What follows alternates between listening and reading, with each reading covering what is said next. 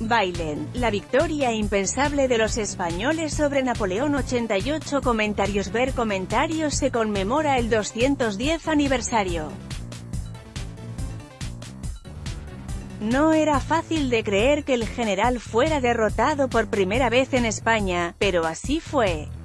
Y el detonante, la Guerra de la Independencia. Tal día como hoy de hace 210 años se descubrió algo que, a esas alturas, parecía impensable: los ejércitos de Napoleón que dominaban Europa no eran invencibles. Ocurrió en una pequeña localidad española que desde entonces pasó a la historia: Bailen. Allí tuvo lugar la primera derrota en una batalla digna de tal nombre del ejército francés.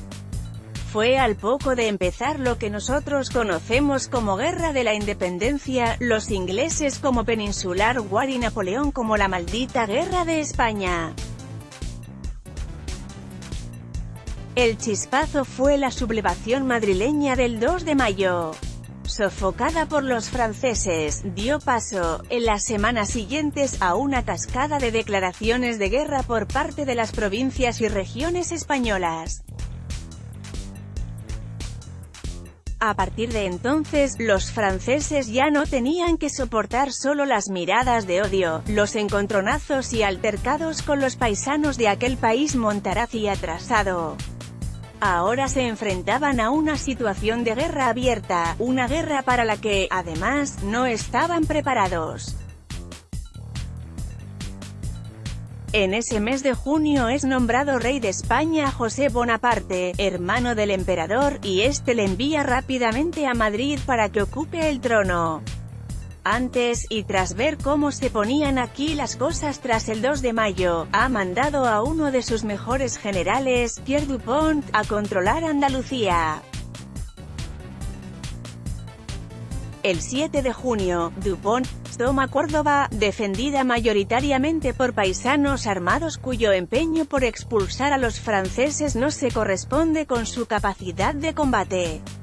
Pero, frente al espontaneísmo del paisanaje, las tropas regulares del ejército español en Andalucía se han organizado bajo el mando del general Castaños y se disponen a atacarle.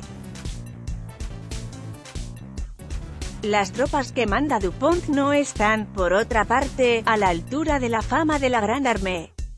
Como señala Emilio de Diego, uno de los máximos especialistas en la Guerra de la Independencia, en su imprescindible España, el infierno de Napoleón, la esfera de los libros, en cuanto a su preparación, tanto sus cuadros como la tropa dejaban mucho que desear, algo extensible al conjunto de los ejércitos franceses en la península, de los que solo un 20% contaba con experiencia de la guerra, y, entre estos, la mayoría tenía una edad excesiva.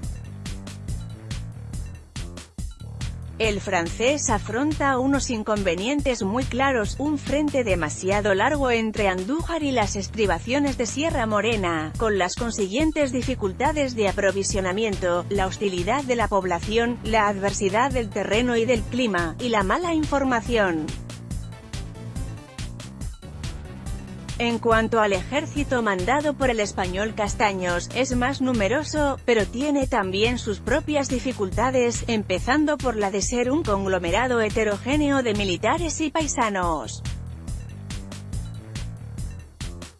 Demos la palabra al gran Pérez Galdós: cuerpos reglamentados españoles con algunos suizos y walones, regimientos de línea que eran la flor de la tropa española, regimientos provinciales que ignoraban la guerra, pero que se disponían a aprenderla, honrados paisanos que en su mayor parte eran muy duchos en el arte de la caza, y por lo general tiraban admirablemente, y por último, contrabandistas, granujas, vagabundos de la sierra, chulillos de Córdoba, holgazanes convertidos en guerreros al calor de aquel fuego patriótico que inflamaba el país. Se formó de lo que existía, entraron a componer aquel gran amasijo, la flor y la escoria de la nación. Nada quedó escondido, porque aquella fermentación lo sacó todo a la superficie, y el cráter de nuestra venganza esputaba lo mismo el puro fuego, que las pestilentes lavas. En la primera quincena de julio Dupont recibe algunos refuerzos, de modo que sus tropas superan los 20.000 hombres, pero 2.000 de ellos están dedicados a asegurar las comunicaciones con Madrid entre La Carolina y Manzanares. El resto estaban en Andújar y entre Guarromán, Bailén, Mengíbar y Linares. José Sánchez Arcilla, codirector, junto con el citado Emilio de Diego, de otra obra imprescindible, el Diccionario de la Guerra de la Independencia, Actas, 2 tomos, se ocupa en el de la entrada correspondiente a Bailén. Ahí explica cómo el plan de ataque del ejército español se elaboró en Porcuna el 11 de julio, como unas informaciones erróneas y la preocupación por no perder la línea de comunicación con Madrid llevaron a los franceses a una serie de movimientos que dejaron desguarnecidos algunos puntos esenciales, además de provocarles un desgaste que les pasaría factura. Las divisiones españolas mandadas por Redín y Coupigny se adelantaron a Dupont, ocupando unos cerros estratégicos en Bailén. Tras las escaramuzas de los días previos, a las 3 de la madrugada del 18 de julio empezó la batalla con el ataque francés al campo español. Frenado el ataque español se dirigió a los dos flancos del enemigo.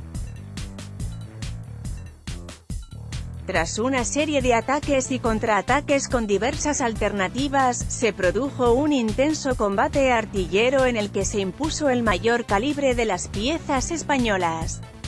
Los dos bandos temían la llegada de refuerzos para el enemigo, Bedel, en el caso francés, y el propio Castaños para los españoles. Eso empujó a Dupont a un último esfuerzo que acabó dejándole exhausto a mediodía. Las esperadas tropas de Bedel, que habían estado moviéndose un tanto erráticamente por las localidades cercanas, La Carolina, Andújar, llegaron a Bailén cuando todo estaba decidido.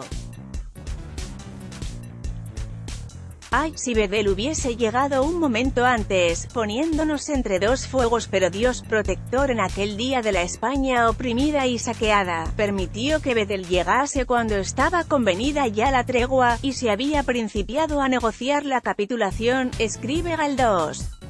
Muchos soldados franceses acabaron deportados en la isla de Cabrera, en condiciones infrahumanas, en uno de los capítulos más negros de una guerra que abundó en ellos.